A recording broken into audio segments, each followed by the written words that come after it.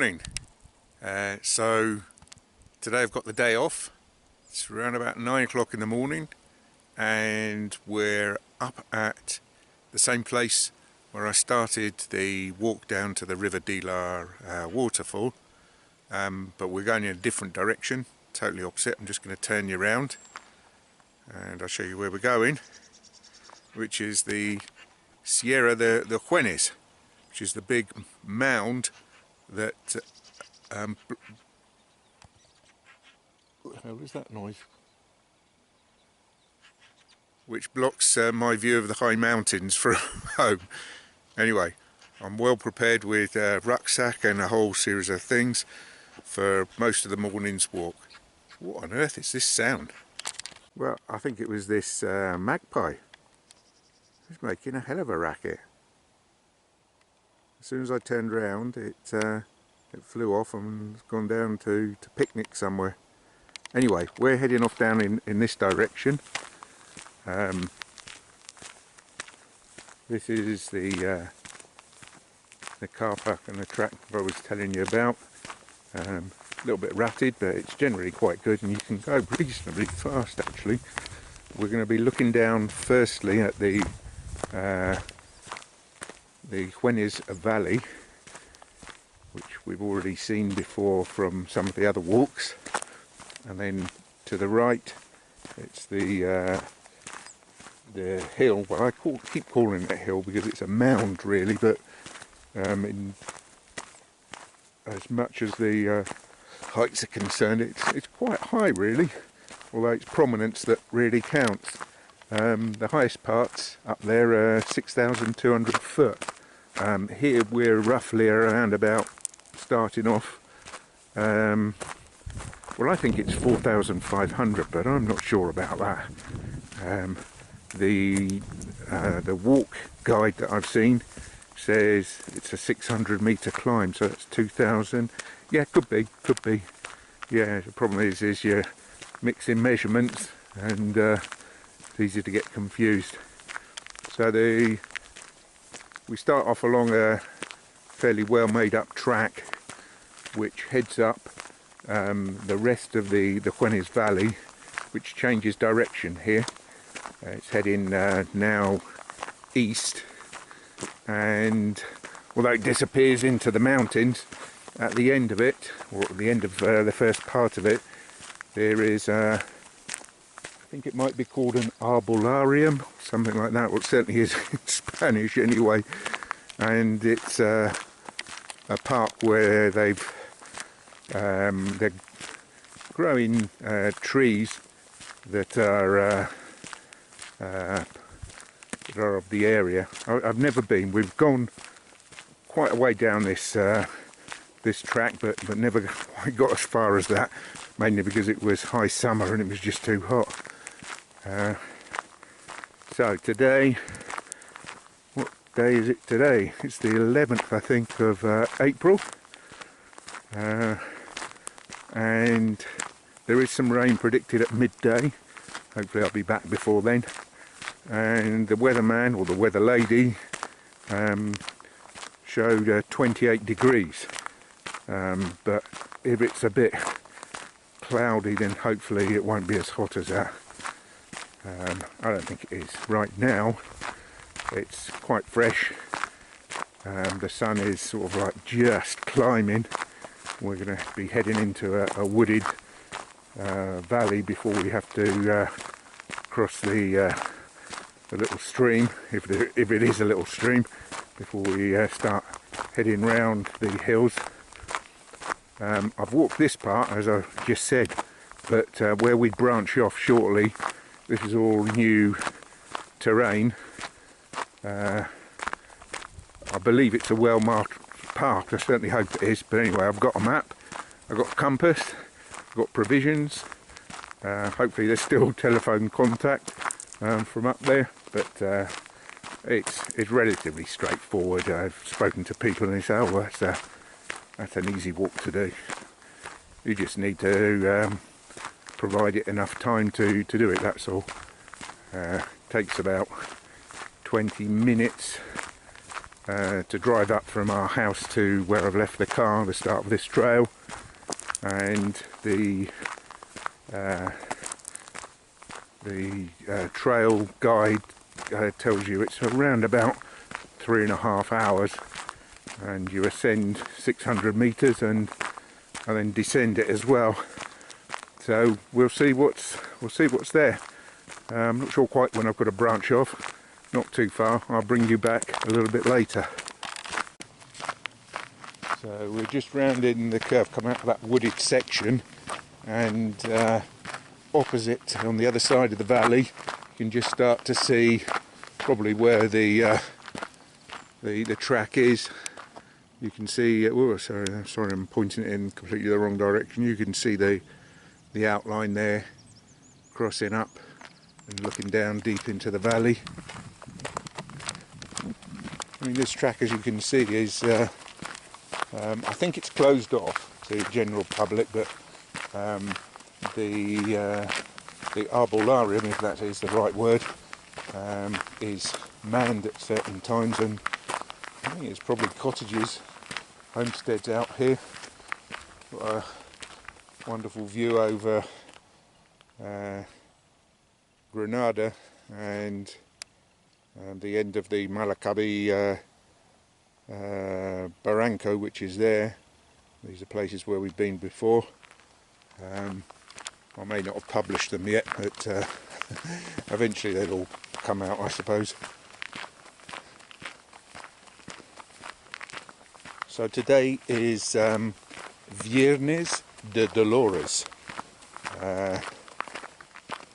So that is roughly translated as Viernes, which is Friday, and Dolores, which is painful Friday. It's the first day of Easter holidays, and it's celebrated in certain places within Spain, but not everywhere. So where I work, it's a holiday, but my wife's working today, so I've got the day off, and I thought, well, now is a good time to do it. This walk, you probably do it all year round, but you have to really want to go out when the heat starts to rise, so it's a perfect time to do it. I couldn't tell you the temperature right now, but it's quite chilly. That won't last as soon as the sun's up. To say, rain at midday, but at the moment it's looking not too bad, and hopefully some of these high clouds will shelter me from the sun. That's where we're going, up there, and you can see the track, the opposite side of the valley, so we're going to have to go to descend and climb up. That's for a little bit later though. Just on the horizon, I really don't think this is going to come out. Maybe on the way back I'll be able to turn and look, but there is, if you can see it, a peak called Trevenki. Trevenki is known as one of the major mountains of the lower Sierra Nevada mountain range. I think it gets to about 2,082 meters, so what's that, coming on to 6,400 maybe, something along those lines. So it's a little bit higher than where we're going to go today, and it's often hidden. So from where we are in Monachil, you can't see it. You come towards El Hervidero, which is roughly where we left the car, then it comes into view, and it looks quite magnificent just looking up this valley. So you can see the trailway over on that side. Looks well made up, which I believe it is. Anyway, hopefully just coming here we might get a slight view of it. It's up there. Whether we can see it, I don't know. I'll try very quickly focusing in. You have to forgive me because I'm rubbish, as you'll already have seen with the camera, but and there she blows.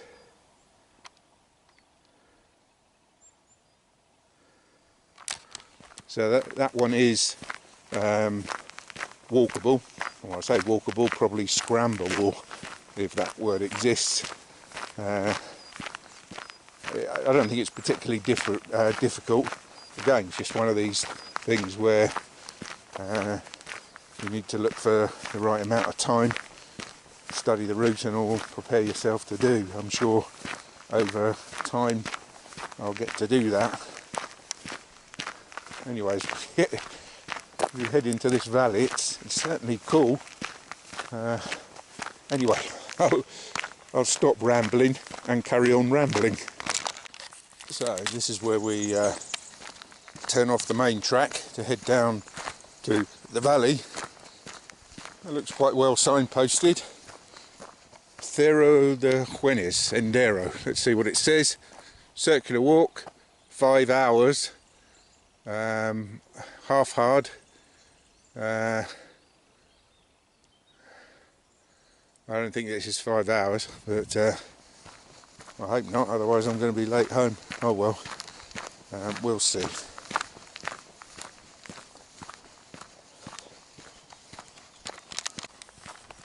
So I'm just coming up to the crossing point, and down below I can see an acequia, an irrigation channel. Didn't know this was here.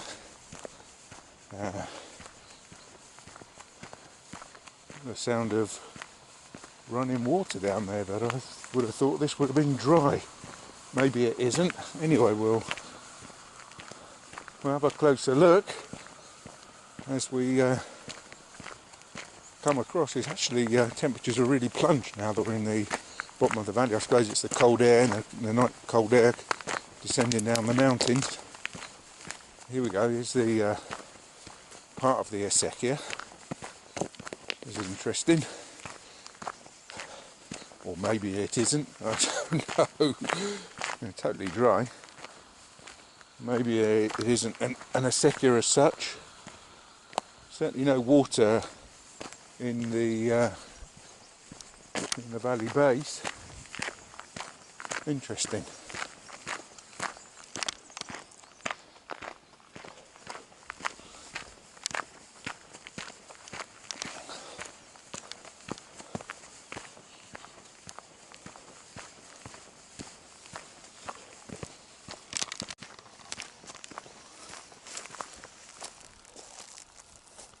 Well, there you go, you can see it down there.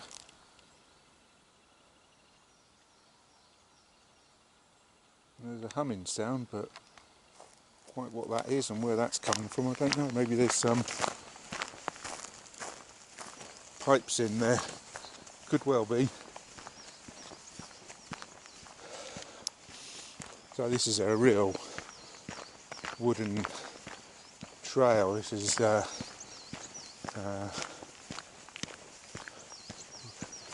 really quite something. And that, for me, this is now virgin territory. I've not been here. I've seen it on the maps, seen bits and pieces. So far, as I came up the track, I passed 2 rabbits, which are probably not uncommon at all, but I don't recall seeing rabbits here before. But that's just luck, the luck of the draw. High up, we may well come across some cattle, so we'll see what we do when we come to that. Anyway, I'll bring you back. So we're now going to be heading off up the side of the Huenes Valley, crossing over some kind of causeway here. So I've obviously spent some time building this up. I don't exactly see why at the moment. So now we're on the other side of the valley and we can see where we've come from. The car park is roughly where I'm pointing the camera at now. I'm going to carry on walking because I'm conscious that I don't have as much time as I thought I might have done.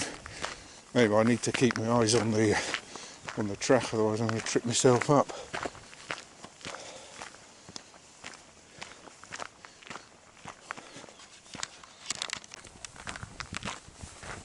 It's a wonderful view along the valley side here. You've really got a different type of rock, something far older and totally consolidated. Is it? Could it be a sandstone? I don't know. On my shopping list is a book on the geology of the mountains here, so maybe I'll be able to come back and look at it. So here is a van that has been able to come down the track. Second one I've seen since I've taken the route. Where's he gone? There he is. Anyway, let's keep going. Try and maintain the pace. Yeah, it's a totally different kind of rock from the other side of the valley. You can just see it. It's properly formed.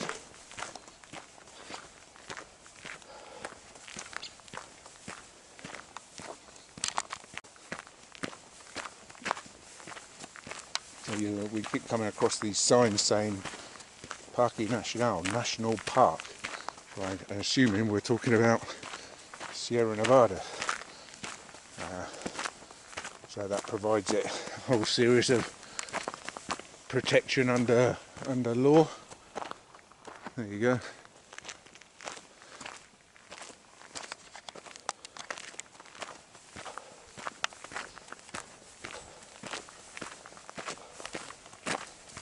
So just on the left we can see Boca de Pesca, Fish's Mouth, that we saw silhouetted as we went down to the River Dilar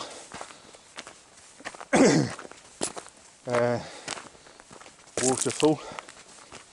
Look at that, I wonder how that formed. There's the valley floor, and you can see the channeling of the water. I wonder if that leads on eventually to the acequia that follows just below the cliff face on the Huenes Valley. It might do. We'd have to cross over, I think. But anyway, I think it comes out. That's Travenki in the background. This is the middle or upper end of the River Huenes Valley that we're looking at. There's the car park area and Boca de Pesca.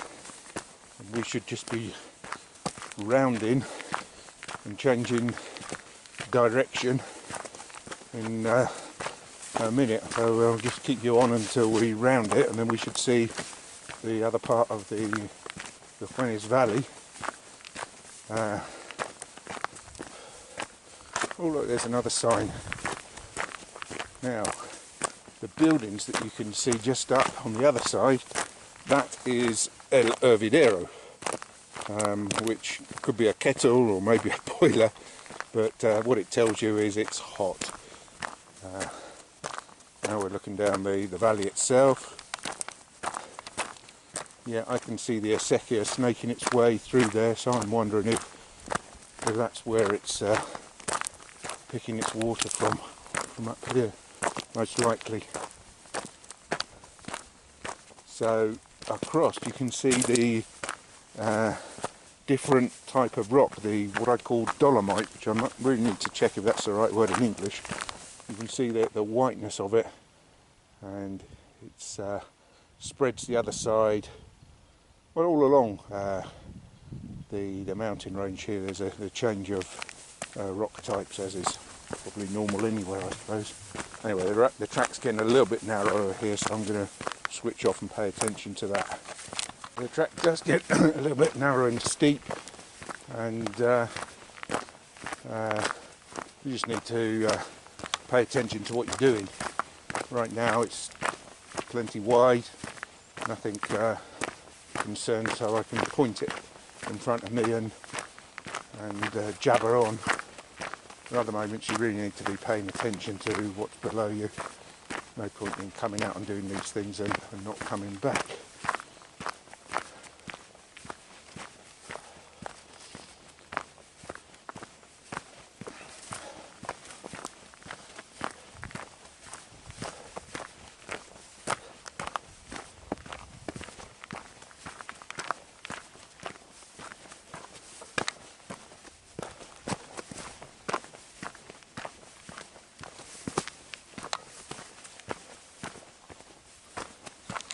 Quick stop for a pan round, looking deep down into the valley, across to El Hervidero. See the track actually starting to descend. I'm not happy about that. That means I'll have to come back up. Oh well, onwards. So I'm bringing you back here because the rock face has changed again. We're into short strata of this thing I'm calling dolomite. I don't know the right word. I'm going to have to look that up. You can feel it straight away on your feet. There's no solid rock, it's all finely crushed pebbles and what have you. There's a signboard up here. I wonder what this is going to tell us. So the sign says, without stopping to look at any great detail, it says adapt to survive. So it's talking about probably the change to a more arid climate over the years, I suppose. If that's really true, to be perfectly honest with you, but certainly have had drought in certain parts of Spain. Here we're lucky with the high mountains that brings us snow and feeds the aquifers and the rivers as well, even if it hasn't rained or snowed down here. Talking of which, I said 28 degrees earlier in the start of the walk. The sun's starting to appear and burning off the lower cloud, and then we've got another storm front coming through. It's often the case at Easter, springtime I suppose, but anyway, that might actually bring us a little bit more snow. To what height I really don't know, but it's what there is at this time of the year, which is always good fun. Another pan down the valley, slightly different view, showing this group of dolomite rocks, and Cerro de Huenes al fondo at the back. This is one of the things that happens when you're immersed in a different country with a different language. Sometimes you'll just get the two things mixed up. So you'll have to forgive me, but those of you who don't know the language, well, maybe you'll pick up one or two words and phrases. I wouldn't claim to be a teacher and often get things wrong, but there you go. And now we're changing back. So we're now on to this more solid rock-like base, and the forest has grown back. That's interesting to see. The dolomite area doesn't seem to have provided any serious growth for trees, but here we're in the rocky section and you can see that there's earth here and the trees are growing. This is quite a steep path here, prolonged and steep, and I'm going to have to find somewhere in a minute and take a drink stop, I think. Whew. So in theory we should be coming up shortly to another barranco that heads up the mountainside, and this has got an interesting name, Barranco de los Lobos. A lobo is a wolf, and the name alludes to a time long gone when there were wolves and probably other wild animals roaming the country. I believe that there still are wolves, or they've been reintroduced further up in the north of Spain. There's probably a good argument as to about whether that's a good thing or a bad thing. certainly wouldn't want to comment on it. Anyway, path's starting to get a little bit more complicated, so I'm switching off. So the telephone's telling me that El Barranco, the Lobo, the wolf Barranco is just coming up. I don't know if anyone can see that on my mobile. Maybe you can, maybe you can't, but that's good, because that's like a milestone in the walk. From there, it's steep uphill as far as I know, so I'm not sure how much of that I'll record, probably very little. Anyway, let's keep going. Another pan round. We're a lot higher up now. You can see Granada stretching out the Huenes Valley below, and the little village, not sure if village is the right word, but of Cumbres Verdes. Cumbres Verdes? I forget the name now. Anyway, that's where the end of the metalled road is, and then you head on onto the track until the car park, and then it's on a forest track and then into the paths where we are now.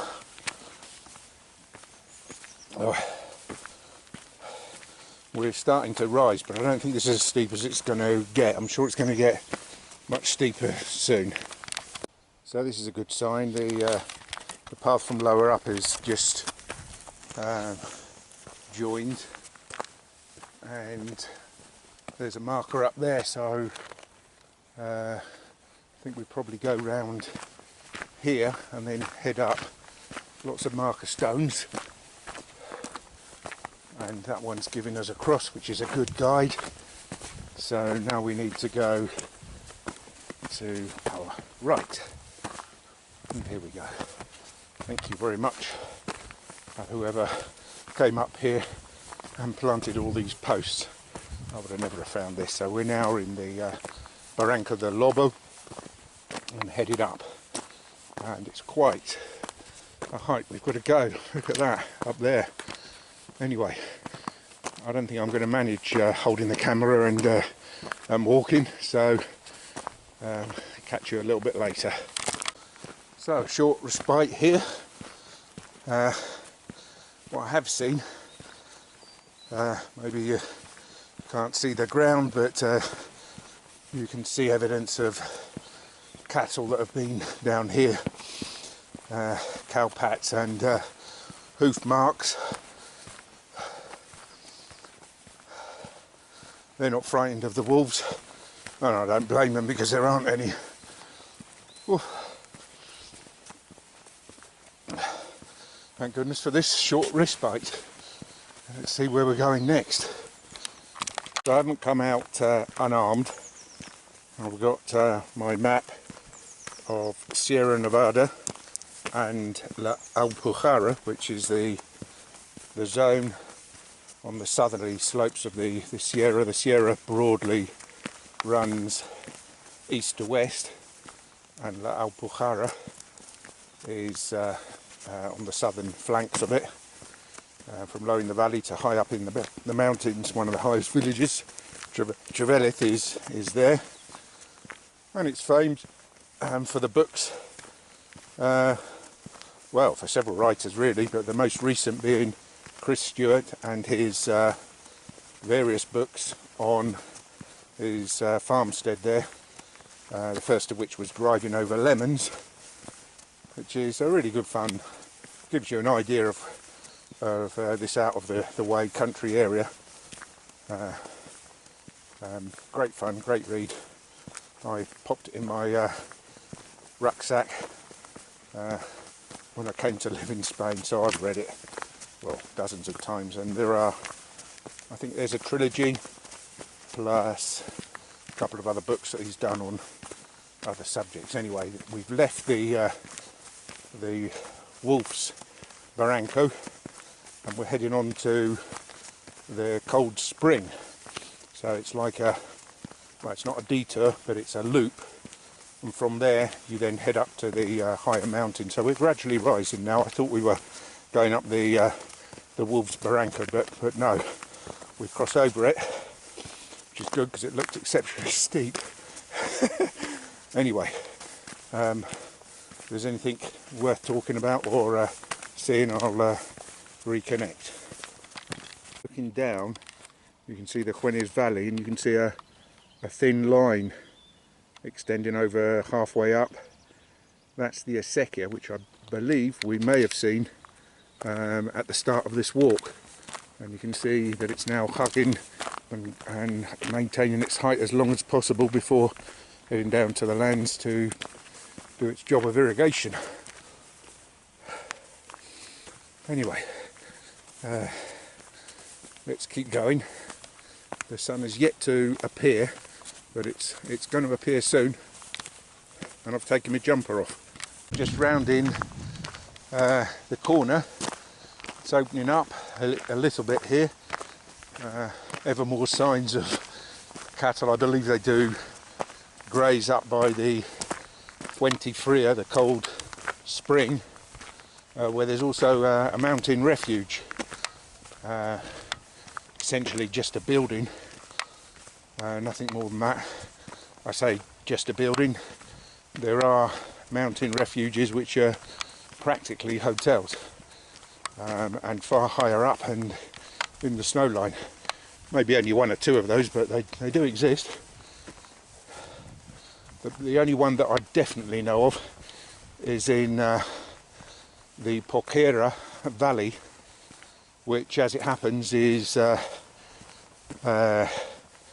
north, further up the valley from where I believe Chris Stewart, of driving over lemons, has his farm, but talking a considerable distance.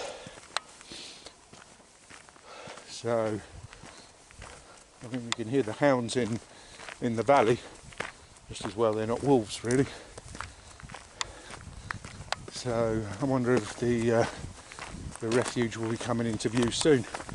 This is quite a different kind of trail than that we've followed since the main track up to the arborarium. This is quite wide, as you can probably see. Well, you could almost get a car down here. I'm sure you probably could. A Land Rover or something similar, maybe.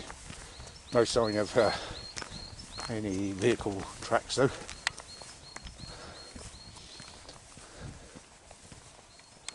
These are interesting trees. Totems they're called. At least that's the word in Spanish. You'll see them all over Granada. Quite emblematic in the walled gardens known as Carmen's in the old district of the town opposite the Alhambra Palace. The old district is a UNESCO heritage site, whatever the right word is. Dates back to the Arabic times and before, so minimum 500 years. One day I suppose we'll go up there. I'm less interested in the city, as you might have guessed, but there are some interesting parts of it. Above all, how they've managed the water. So another Arabic construction, which I've seen a little bit just recently. So if you're on Instagram, you'll probably have seen a little bit. And I'm sure at one time I'll come back and do something a little bit more in depth, maybe with the video camera. Anyway, the refuge isn't in sight yet. Right, we're on squirrel alert. I've just seen one of the little rascals cross the path and descend down the other side. There she goes in the distance. I say there she goes, there it goes. Running away. Right, there's no tomorrow. Wonder if we'll get a closer shot. I rest my case. So, I wonder. I think we're coming up to the whatever the Fuente Fria, the cold spring. It looks like it might be evidence of. It looks like it's flattening out. evidence of forestry work going on here, although I'm not entirely sure how anyone's going to get those trunks down to the valley floor. Maybe it was just for clearance, who knows. Yeah, this is looking very much like the Fuente Frio, the cold spring, which is, I saw on the map, what looked to be an avenue, and it is. All these totem trees, a cursus even. I doubt it, but so I could see this on the map, and I was wondering, well, what on earth is that? And that's what it is. Perhaps for grouping together the animals before heading off. Who knows? Very interesting. And there she is, the mountain refuge. I think we'll just take a little wander, have a little look, and then rejoin the path, which is heading off over there. Looks to be some other buildings as well. You can see this is where the cattle have been grazing, just on the footmarks, and the odour that's emanating. Now, the guides that I've seen online say there's fresh water here. Maybe there is, maybe there isn't. We'll have a look. I can hear it. Maybe that's the spring just there on the... Yeah, there's this little trickle. Have a look at the mountain refuge. Now we come up here, and boy does it smell of cattle. Jesus. Oh yes.